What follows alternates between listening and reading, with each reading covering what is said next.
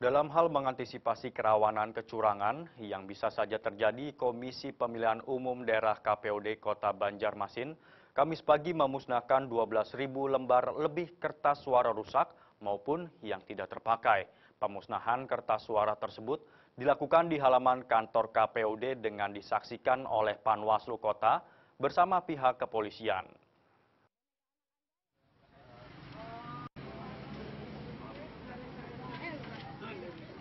Kertas suara pemilu legislatif 2014 yang dimusnahkan terdiri dari kertas suara rusak sebanyak 2.300 lembar, sementara yang tidak terpakai sebanyak 10.000 lembar lebih, dan pemusnahan dilakukan dengan cara dibakar.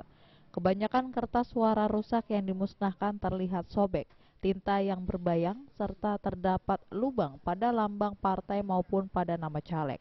Hal ini dilakukan untuk mengantisipasi kecurangan yang bisa saja terjadi jika ribuan kertas suara ini jatuh ke tangan pihak yang tidak bertanggung jawab. Agar lebih transparan, pemusnahan dilakukan di halaman kantor KPUD Kota Banjarmasin, disaksikan oleh Panwaslu Kota dan pihak kepolisian. Menurut Ketua KPUD Kota Banjarmasin Bambang Budiarto, kertas suara yang dimusnahkan merupakan kertas suara rusak, sementara kertas suara yang tidak terpakai sebagai antisipasi jika terjadi pemilu ulang juga ikut dimusnahkan. Angkanya tadi yang tidak terpakai, yang sudah terlibat dan terpakai, itu stok yang memang diantisipasi oleh KPU dan menyatakan itu 10.000 lebih. Nah, yang 2.000-an tadi adalah suara yang rusak. Dari Banjarmasin, Kalimantan Selatan, Andi Muhammad Haswar melaporkan. Menteri Pendidikan dan Kebudayaan M. Nuh kecewa dengan sikap Jakarta International School atau JIS yang menolak kedatangan rombongan tim Kemendikbud. Kedatangan tersebut guna mengumpulkan informasi terkait dugaan pelecehan terhadap siswa Taman Kanak-kanak JIS berinisial MAK.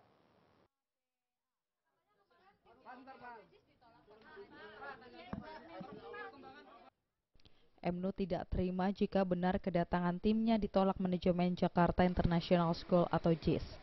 Kedatangan tim dari Kemendikbud ini Rabu lalu untuk mengumpulkan informasi terkait dugaan kasus pelecehan yang terjadi pada siswa Taman Kanak-kanak berinisial AK. Mengenai kemungkinan sanksi yang akan diberikan kepada JIS, MNU mengatakan bahwa pihaknya masih terus melakukan penyelidikan atas kasus asusila tersebut. MNU juga menjelaskan bahwa tim Kemendikbud juga telah memanggil manajemen JIS terkait peristiwa ini. Jika pelanggaran ditemukan, maka Kemendikbud dipastikan akan menjatuhkan sanksi, termasuk pencabutan izin operasi JIS. Saya belum tahu, tapi yang jelas pengurus atau pimpinan JIS, kepala sekolah dan seterusnya sudah diundang ke kantor, tetapi itu saja belum cukup. Kami tetap akan mengirimkan tim, saya belum dapat laporan perkembangan terakhir. Tapi intinya orang-orang JIS sudah datang ke kantor. Ini kondisinya ternyata JIS belum punya izin ya Pak ya? Saya belum tahu. Akan dicabut atau gimana Pak? Nah, kalau belum punya izin masa dicabut, apa yang dicabut? Apakah mau ditutup tidak dipengaruhi? Jadi saya belum dapat informasi terakhir posisi perizinan operasional seperti apa. Oleh karena itu tim itu nanti tugasnya satu, melihat keabsahan dari operasional sendiri. Yang kedua, melihat dari kejadiannya itu sendiri. Dan yang ketiga, apa rekomendasi dari melihat izin operasionalnya tadi dan kejadiannya itu. Rencananya Kemendikbud juga akan melakukan penyelidikan terkait izin pendirian sekolah TK tersebut. Yang belakangan ini diberitakan bahwa JIS tidak memiliki izin pendirian sekolah TK. Dari Jakarta, Linda Puspitasari dan Muhammad Adam Irhas melaporkan. Kepala Kepolisian Daerah Metro Jaya memerintahkan penyidik Ditreskrimum tetap fokus untuk menuntaskan kasus pelecehan seksual terhadap bocah 5 tahun berinisial MAK di TK Jakarta International School atau JIS Pondok Indah, Jakarta Selatan.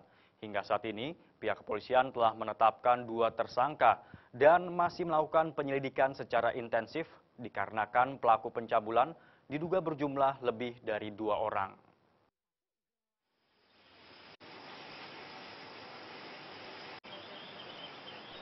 Hal tersebut disampaikan Kapolda Metro Jaya, Inspektur Jenderal Dwi Priyatno, usai melakukan audiensi atau pertemuan secara tertutup yang dihadiri oleh pihak keluarga korban kekerasan seksual, perwakilan Kementerian Pemberdayaan Perempuan dan Anak, perwakilan Komisi Perlindungan Anak Indonesia (KPAI) dan tim kuasa hukum korban di Mapolda Metro Jaya Jakarta. Irjen Pol Dwi Priyatno menyampaikan, Kepala Kepolisian Daerah Metro Jaya memerintahkan penyidik Ditreskrimum tetap fokus untuk menuntaskan kasus pelecehan seksual terhadap bocah 5 tahun berinisial MAK di TK Jakarta International School JIS Pondok Indah, Jakarta Selatan. Hingga saat ini pihak kepolisian telah menetapkan 2 tersangka dan masih melakukan penyelidikan secara intensif dikarenakan pelaku pencabulan diduga berjumlah lebih dari 2 orang. Saya perintahkan Ditkrimum untuk mengusut dan diberikan kemajuan-kemajuan, yaitu katakanlah SP2HP dan ada kontak personnya juga. Kita selalu terbuka dan komunikatif dengan pihak keluarganya, tadi ada orang tuanya. Pihak kepolisian akan menjerat para tersangka pelaku pencabulan dengan pasal berlapis KUHP dan pasal 82 Undang-Undang Nomor 23 Tahun 2002 tentang perlindungan anak dengan ancaman hukuman pidana di atas 15 tahun penjara. Dari Jakarta, Zikri Amin melaporkan. Jangan beranjak dulu pemirsa, di segmen terakhir kami masih memiliki sejumlah informasi. Tetaplah bersama kami.